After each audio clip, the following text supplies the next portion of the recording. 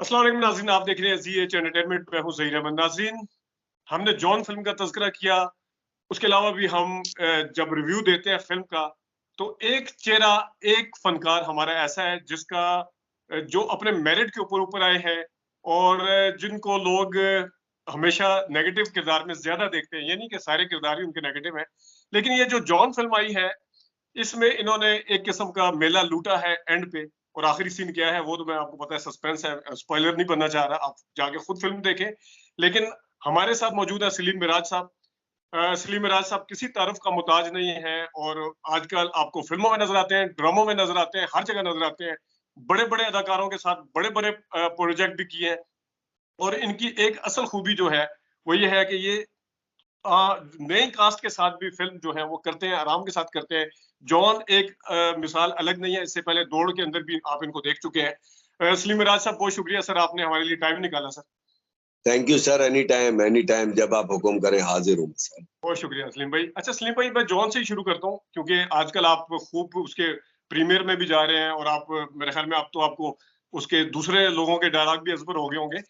लेकिन सर मुझे बताइएगा कि पिछली जितनी फिल्में हैं, हालांकि लफंगे में आपका थोड़ा और तरह का किरदार था, बाकी और फिल्मों में, लेकिन इसमें और उन फिल्मों में क्या फर्क महसूस कर रहे हैं आप? क्योंकि आपका जो एंडिंग है खासतौर पे, मैं उसको जहन में रख के सवाल कर रहा हूँ। आपने जो तजिया बयान किया था वो बहुत कम लोग इसको उसको उसको रिसीव करेंगे कि सारी सिंपैथी, सारी हमदर्दियां वो कैरेक्टर ले गया था दाऊद। जनरली लोग इस बात को इतना ऑब्जर्व नहीं कर सकेंगे जो आपने तजिया बयान किया था। बाकी जब मैंने इस फिल्म में काम किया था जॉन में, तो मेरे जहन में ऐसी कोई भी बात नहीं थी, बल्कि मैं तजब्जुब का शिकार था, मैं डबल माइंड था। मेरे जहन में ऐसी बहुत सारे खदशात थे, क्योंकि मैं आपको थोड़ी सी पीछे चल के अगर बात करूं तो लोग कहेंगे कि हर साल सलीम मिराज की फिल्म आ जाती है, बकरा ईद पे फिल्म आ जाती है, छोटी ईद पे फिल्म आ जाती है। हर फिल्म में कोई ना कोई कमी रह जाती है।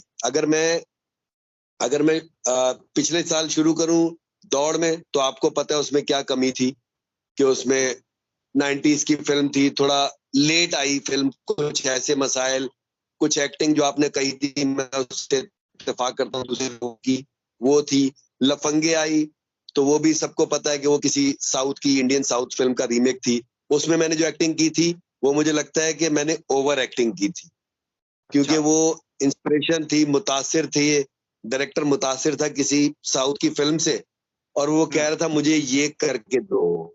मैं कहा ये ज्यादा लग रहा है, क्योंकि मुझे ऐसा लगता है कि मैं पर्सनली तौर पे ओवर नहीं होता हूं। मुझे ऐसा लगता है कि अगर कोई, जैसे मैं, बहुत सारे एक्टर ऐसे हैं जो अंडरटोन रहते हैं, कोई कोई लाउड एक्सप्रेशन भी होता है तो उसको कंट्रोल होके एक्सप्रेस करते हैं। मुझे लगता है मेरा सिलसिला भी वही है, लेकिन लफंगे में मैंने अलग तरीके, वो अलग काम किया था जो, जिससे मैं इत्तेफाक नहीं करता हूँ। अच्छा, जॉन का मसला ये है कि जॉन का सारा जो क्रेडिट है ना, मैं सारे का सारा क्रेडिट दूंगा बाबर को। जो हाँ, डायरेक्टर। मुझे फायदा ये हुआ कि जो मेरी पर्सनल पर्सनैलिटी है ना, कम गो, खामोश रहना, जैसे आप मेरे कोई भी पुराने इंटरव्यू देखेंगे या आपको सुनने को मिलेगा, तो मैं कहता हूँ कि मुझे मुझे वो वाले कैरेक्टर करने में मजा आता है जिसमें डायलॉग्स कम हो, जिसमें एक्सप्रेशन ज्यादा हो, जिसमें पॉजेज हो, सेटल्ड हो। जैसे मेरी अगर रामचंद पाकिस्तानी फिल्म आपको याद हो, जी तो जी जी, उसमें मेरा मैरिंग कोई बाहर की। डायलॉग नहीं जी। था। हाँ, कोई डायलॉग नहीं था, सिर्फ एक एंड में डायलॉग था, मैं बाबा कहता हूँ। तो मुझे लगता है कि मेरे मेरी जाती जो इनर सोल का कैरेक्टर है ना, उसके करीब था दाऊद का रोल। तो ये वाला फर्क मुझे महसूस हुआ था। और वो जो होती है ना कोशिश, जैसे मैं अभी आपको मिसाल दी, लफंगे में मैंने कोशिश की थी और मुझे मजा नहीं आया था। दौड़ में मैंने कोशिश की थी, फिल्म फ्लॉप हुई, जैसी भी हुई, मैंने दौड़ को एंजॉय किया था। एक फॉर्मेट होता है फिल्म का ना, उसको मैंने बहुत एंजॉय किया था। दौड़ के मेकिंग फॉर्मेट को मैंने बहुत एंजॉय किया था। नहीं, दौड़ तो वाकई बहुत अच्छी फिल्म थी, अगर इसमें एक दो कैरेक्टर अगर वो ओवर यस। एक्टिंग ना करते। अच्छा, मैं सलीम भाई, जिस तरह अभी आपने जॉन का, मैं एक क्वेश्चन और करूंगा, उसके बाद फिर आगे चलते हैं। जो जॉन का आपने कहा ना कि एक चीज जो कि शायद मुझे मेंशन करनी चाहिए थी, जो कि मुझे बाद में भी ख्याल आया रिव्यू में, जिस वक्त आपको गोली लगती है और आप जिस तरीके से नजरें उठा के दोबारा आशिर की, उस लड़के जॉन की तरफ देखते हैं, मेरे ख्याल में वो एक नजरों के अंदर से ही आपने अदाकारी को कन्वे किया है कि उसके अंदर शिकवा भी है, उसके अंदर दुख भी है कि क्या किया तूने, उस आंखों के अंदर वो विदाउट डायलॉग के वो यकीन करें कि उसमें उसके बाद मैंने कहा है कि ये मेला इन्होंने लूटा है असल में। वो जो देखा है ना आपने, गोली लगना इतना बड़ा क्वेश्चन नहीं था क्योंकि स्क्रीन के ऊपर मैसेज को डिलीवर किया जाता है। तो नो डाउट कि स्क्रिप्ट उस टाइम आपको सपोर्ट कर रहा था कि जिस बंदे को आपने मारा है वो जॉन के जान लेने के दर पे है। तो उस वक्त कैसी फीलिंग थी सर, अदाकारी जो थी वो, क्योंकि आगे मैं आता हूँ मैथिक, वो जरा बताइएगा। मैं आपको सच, हाँ मैं पहले सिचुएशन का बता दूं आपको। वो जो गोली लग के जो मैंने देखा एक नजर ऊपर, ठीक है, उसमें उसमें पूरी कहानी है कि तू मेरा भाई भी था, छोटा भाई भी था, बेटा भी था, सब कुछ था। लेकिन आप तीसरे आदमी हैं जिन्होंने इस बात का जिक्र किया है। पहले थे इमरान अशरफ जब हमने प्रीमियर देखा, दूसरे थे एहतशामुद्दीन, और तीसरे आपने ये बताया है ये देखने वाला, जो कि मुझे बड़ा अच्छा लगा। नहीं, मुझे फील हुआ बहुत सर, अच्छा मुझे लगा। फील हुआ बड़ी, मुझे फील हुआ और बाद में ये भी फील हुआ कि मैंने वो किस तरह छोड़ दिया रिव्यू में। नहीं नहीं नहीं नहीं, वो आपने, वो अगर छोड़ भी दिया था, आपका रिव्यू इतना इतना कंपाइल था, इतना परफेक्ट था। और मैं आपको अभी जब बात हो रही थी तो मैं, मुझे ऐसा लगता है कि आपका इंसान का दिल कुशादा होना चाहिए। आपको ना तनकीद भी सुनने को मिलती है तो उसको भी ऑब्जर्व करना चाहिए। जैसे अभी अब अगर हम इंटरव्यू कर रहे हैं तो इसमें अगर कोई किसी को मेरी बातें अच्छी नहीं लगेंगी तो वो तनकीद भी कर सकता है। तो उस देखने में मुझे लगता है सारी कहानी थी। अगर 3 लोगों को समझ आई है तो मुझे लगता है 300 लोगों को भी समझ आ जाएगी। और वो जो आपने रिव्यू में कहा था ना कि ओपन एंड पड़ा रह गया कि एक लोग उसकी तरफ जाती तो कहानी बिल्कुल बदल जाती। आप समझ रहे हैं इस बात को? हाँ अगर सही। वो अगर अगर मैं बाली की तरफ जॉन की नजर चली जाती, जो आपने रिव्यू में कहा था ना, तो फिर वो जो आपने बात बयान की थी ना, वो बाजी पलट जाती। तो बाजी इसी तरफ रहे ये तो बात ठीक सही। है, ये बात सर देखिए ना, अब आपने मुझे मतलब ये कन्विंसिंग बात है, बिल्कुल जबरदस्त बात की है। अच्छा सर थोड़ा मैं एक सिर्फ क्वेश्चन आपकी इजाजत से, जॉन के किरदार के लिए आशिर का सिलेक्शन कैसे हुआ था? कोई ऑडिशन वगैरह का कोई चक्कर था, कुछ हुआ था? और आपकी फीलिंग क्या थी उस ऑडिशन के बाद? अच्छा, हुआ कुछ ये था, मैं आपको थोड़ी सी अगर डिटेल बताऊं, लंबा ना हो जाए। मैं बताइए इस प्लीज। फिल्म में पहले रोल कर रहा था राशिद फारूकी वाला। वो अच्छा, जो एक वो तो सीन बहुत है ना, शॉर्ट शॉर्ट रोल था सर वो तो। हाँ, पहले पहले बाबर मुझे उस रोल के लिए कास्ट करने आया था। और हमारी मीटिंग उस एक सीन के लिए ना बहुत लंबी रही थी, कोई 2.5 घंटे की हुई। तो अच्छा। उसको लगा कि शायद उसको अब ड्यूरिंग डिस्कशन मुझे उसकी आंखों में नजर आ गया था कि ये पटरी बदल रहा है, या पटरी बदल रहा है या ये रिवर्स गियर पे जा रहा है। अभी वो घर गया ही था तो 2 घंटे बाद फोन आ गया, सलीम भाई मैं आपसे चेंज करवा रहा हूँ, मैं आपसे ये वाला रोल करवाऊंगा दाऊद का। मैं कहा नहीं, वो तो मेरा एक और कुलीग है, वो कर रहा है, वो एक और एक्टर है हमारे थिएटर के, वो कर रहे थे, जो कि बाबर ने भी आपको बताया था। तो फिर मैंने उससे पूछा था जो रोल कर रहा था, उसने मना किया, तो फिर मैंने रोल सेलेक्ट किया था। उसके बाद जॉन के कैरेक्टर के लिए ये लड़का ढूंढ रहा था, इसने बहुत सारे ऑप्शन देखे थे। जितने भी हमारे आशिर से थोड़ी बड़ी उम्र के जितने भी है ना, मोहसिन अब्बास, हैदर टाइप के जितने भी बॉयज हैं, जितने भी, वो सबको ढूंढ रहा था। सब में जॉन ढूंढ रहा था, अब लेकिन जॉन उसको ढूंढ मिल रहा, नहीं रहा। मिल नहीं रहा। हाँ, और ये कहीं से जॉन लगता नहीं था। जैसे मैंने आपको बताया, ये एक एक अपर क्लास बर्गर बच्चा, छलावा, और कराची से लाहौर, और हाँ चांद तारा टाइप के ड्रामे, वो जो मम्मी डैडी टाइप के इसका लुक है, म्यूजिक करता है, वो जो एक टिपिकल इमेज नहीं होता एक, हाँ वो वाला हाँ। इसका। और मेरा जहन भी यही था कि ये वही वाला बच्चा है, इसको एक्टिंग वैक्टिंग से क्या लेना देना, इसको क्या जरूरत है एक्टिंग पे तवज्जो देने की। अब्बा ड्रामा वामा बना देगा, एक सीरियल भी रिलेट हो जाएगा, तो 20 साल तक एक्टिंग करता रहेगा आदमी। तो आदमी बोलता है मैं क्यों सर खपाऊं भाई, मैं क्यों इतना मुश्किल काम करूं। तो मुझे ऐसा लगता था।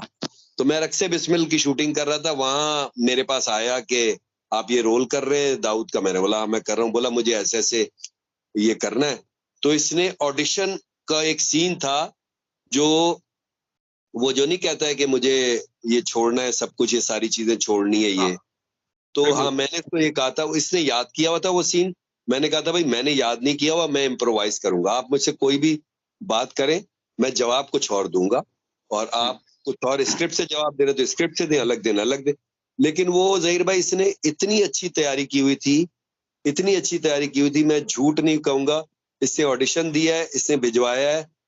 बाबर के अप्रूवल से पहले मैंने कह दिया था कि ये ही करेगा ये रोल, और इस तरह उसको रोल मिला। और उसके बाद इसकी जर्नी शुरू हुई, मुश्किल जर्नी, जो कि क्योंकि गर्मी में शूटिंग, बुरे हाल में शूटिंग, और इसको वाकई बाइक चलाना, ये सारी चीजें इसने इस फिल्म में ही सीखी है सर। अच्छा, ये ठीक है, सारी यानी कि उस किरदार के साथ साथ असल में भी खुद सीखी है। ठीक है। यस यस, बिल्कुल बिल्कुल, इसको बिल्कुल बाइक वाइक वाला चक्कर नहीं था। ये समझो, जैसे मैं हमेशा से कहता हूँ कि मैंने थिएटर किया हुआ है, तो थिएटर ने हो सकता है मेरे मेरे एक्टिंग की सोच को जरा बुलंद कर दिया हो, या मुझे एक्टर किसी हद तक काबिल कबूल बना दिया हो। लेकिन वो जो आपका किरदार बनाता है ना थिएटर, ऐसे ही इसको अदाकार बनाने में ये कैरेक्टर बहुत बहुत फायदा देगा। फायदा देता है। अच्छा सलीम भाई, ये बताइए कि क्योंकि यहाँ पे आपने एक पहले भी इंटरव्यू में बात की कि ये एक नया सिनेमा है जो इंडिया के अंदर एस्टैब्लिश हो चुका है, पैरेलल सिनेमा जिसे कहते हैं, ये एक नया सिनेमा है। पाकिस्तान के अंदर अगरचे जो इंडियन पैरेलल सिनेमा चला रहे हैं उनके व्यूअरशिप बहुत ज्यादा है जो पाकिस्तान में पाई जाती है। पाकिस्तान की के अंदर अगर इस तरह की फिल्म बनती है तो उस ये वो वाली व्यूअरशिप आप कैसे कैच कर सकते हैं? क्या वो आपको देख रहे हैं?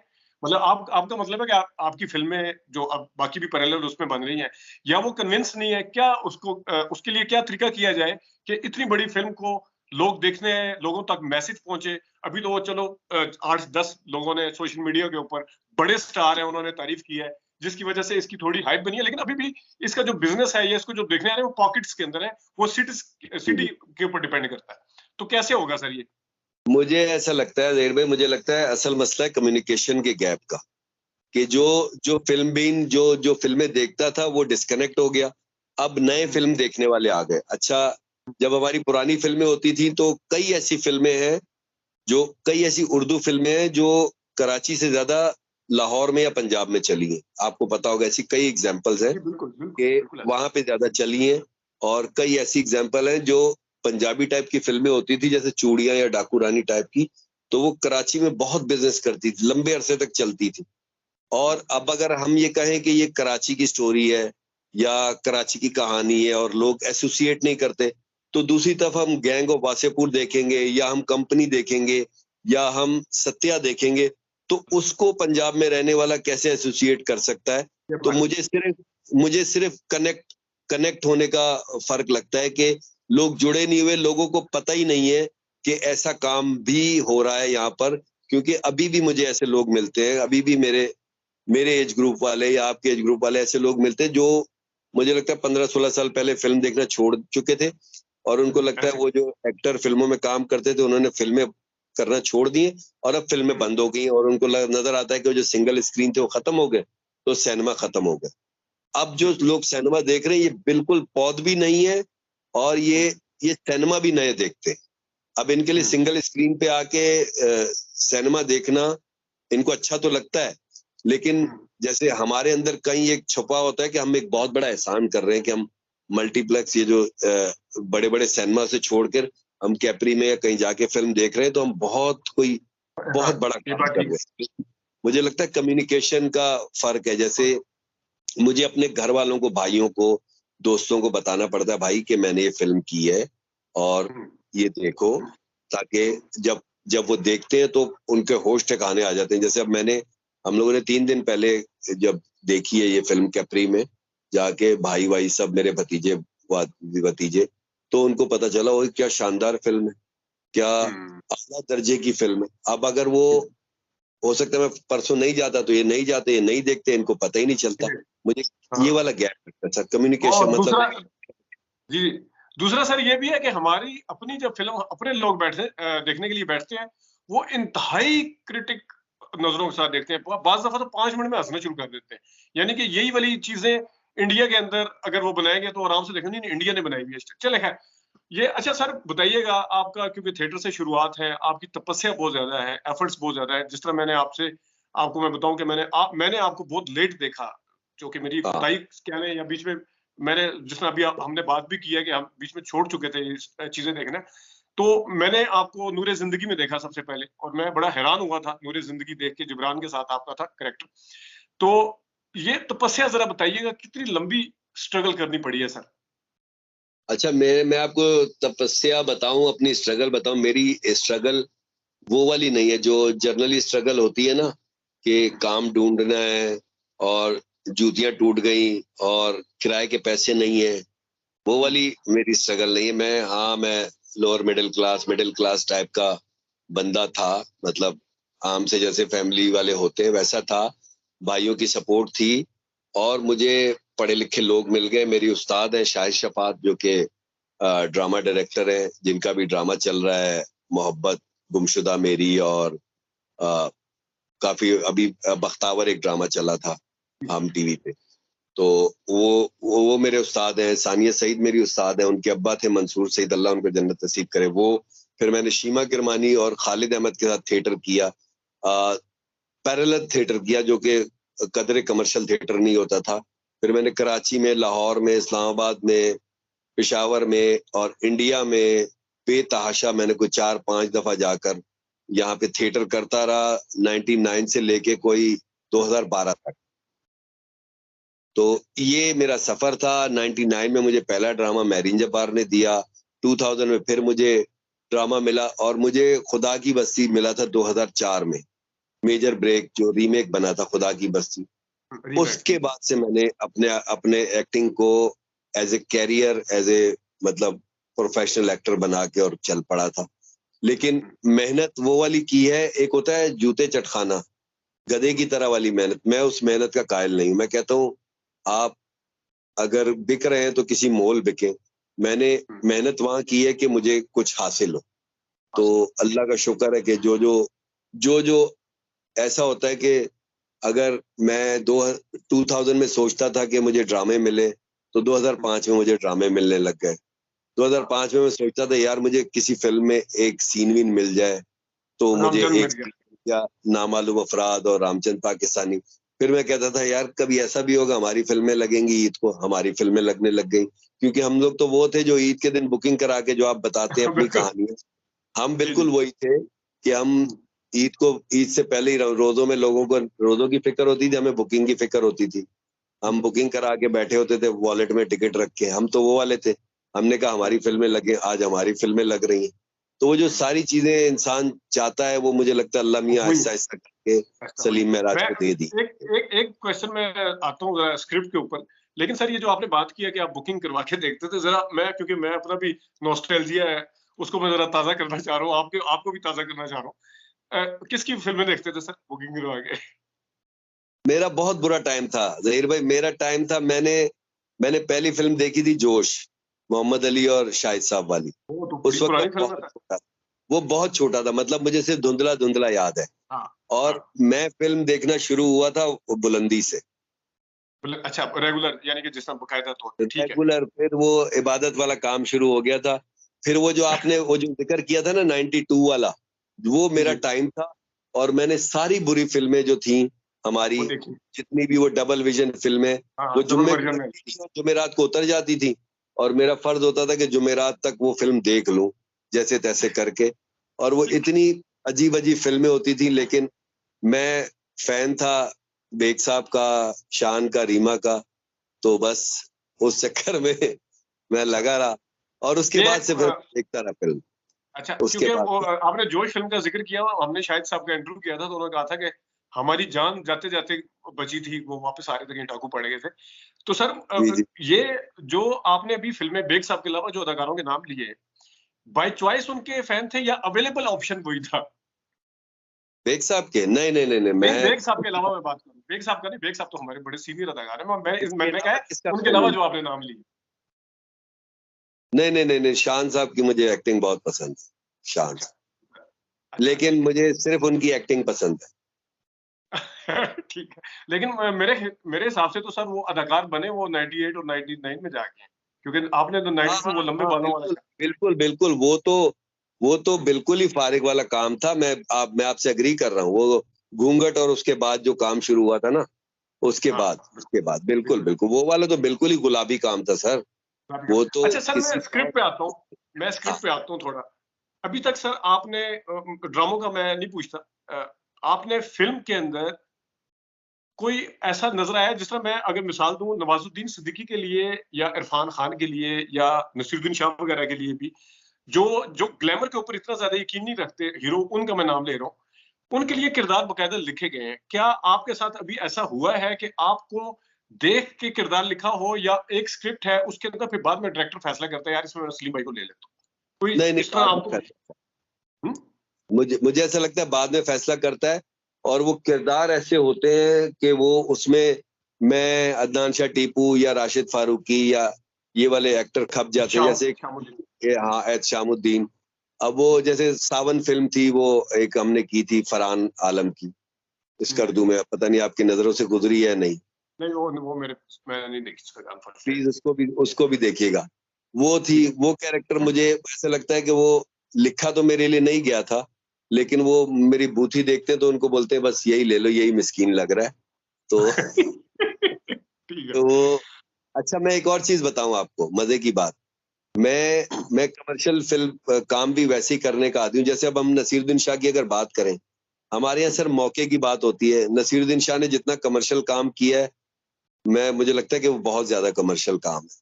उनकी शुरू की हाँ, फिल्में जलवा या हाँ, त्रिमूर्ति, वो क्या थी, त्रिदेव और इस हाँ, तरीके की त्रिदेव बिल्कुल।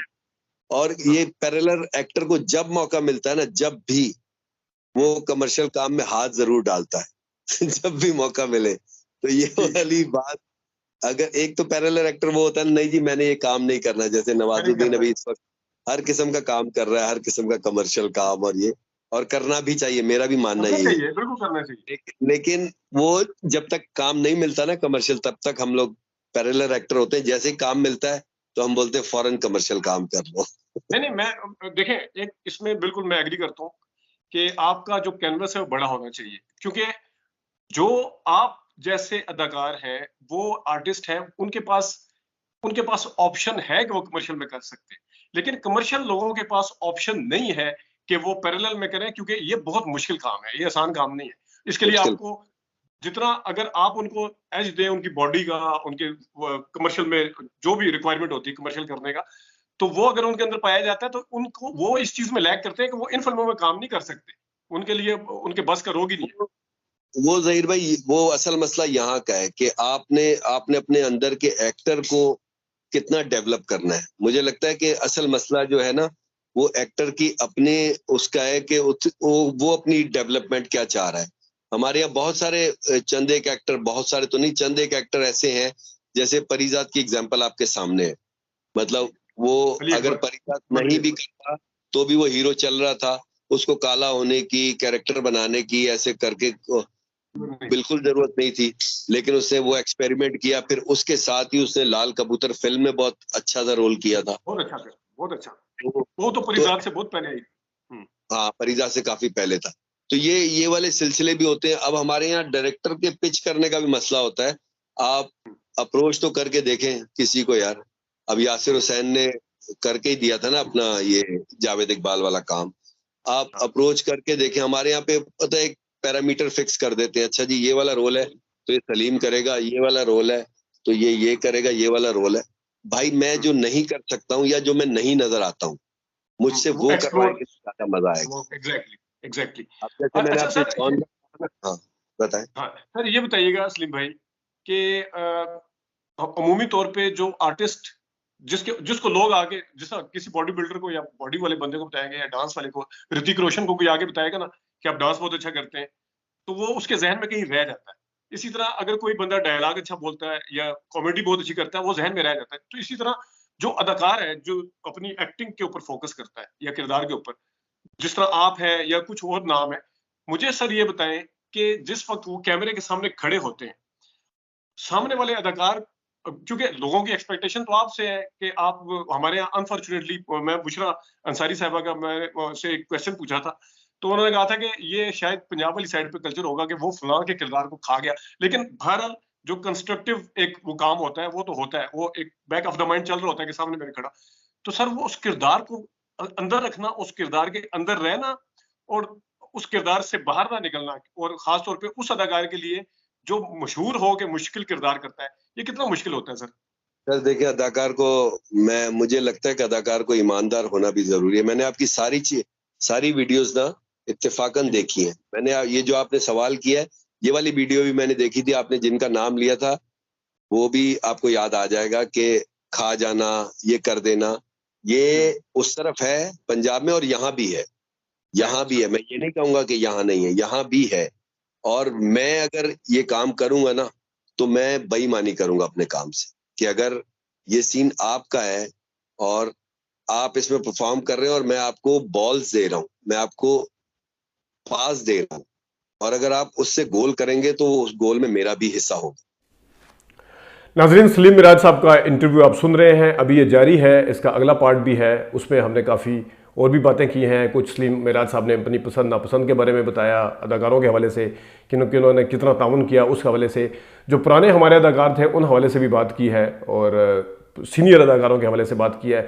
मौला जट में हमजा अली अब्बासी उनको अच्छे लगे हैं, या फवाद खान, उस हवाले से भी बात की है। और भी बड़ी बातें हैं, यकीनन आपको अच्छा लगेगा। अभी तक के लिए इतनी इजाज़त दीजिए, अल्लाह हाफ़िज़।